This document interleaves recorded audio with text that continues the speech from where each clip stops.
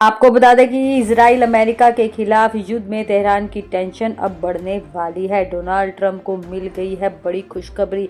आखिर वो खुशखबरी क्या है, हम आपको बताते हैं। अंग्रेजों ने अमेरिका का साथ देने का फैसला कर लिया। ईरान जंग के भी ब्रिटेन ने बड़ा फैसला लिया है कि वह अमेरिका को हमले के लिए अपने सैन्य बेस इस्तेमाल करने देंगे। ब्रिटेन के इस फैसले के बाद अब हॉर्मुज़ में महायुद्ध की आहट सुनाई देने लगी है। आपको बता दें कि ब्रिटेन ने अमेरिका को अपने सैन्य ठिकानों का इस्तेमाल करने की अनुमति दे दी है ताकि ईरानी के उन ठिकानों पर हमला किया जा सके जो स्ट्रेट ऑफ हॉर्मुज़ में जहाजों का निशाना बना रहे हैं।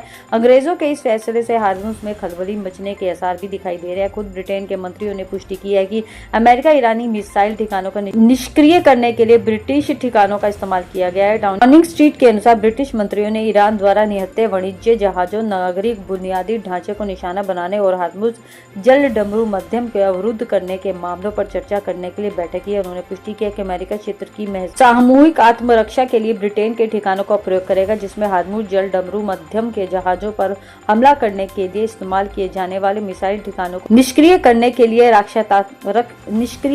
लिए रक्षात्मक अभियान भी शामिल है। ब्रिटेन के अधिकारियों के मुताबिक वे इस बात पर सहमत हुए कि ईरान के लापरवाह हमले, जिनमें से रेड एनसाइन जहाजों और हमारे करीबी सहयोगी और खाड़ी साझेदारों के जहाजों पर हमला शामिल है, क्योंकि अब तक अमेरिका को ब्रिटेन के साथ नहीं मिल पा रहा था। कुछ दिन पहले की यूके के पीएम कीर स्टारमर ने अमेरिका को इसी तरह के अनुरोध को रिजेक्ट कर दिया था। कीर स्टारमर ने साफ कहा था कि उनके किसी भी सैन्य बेस का इस्तेमाल ईरान जंग में नहीं होगा।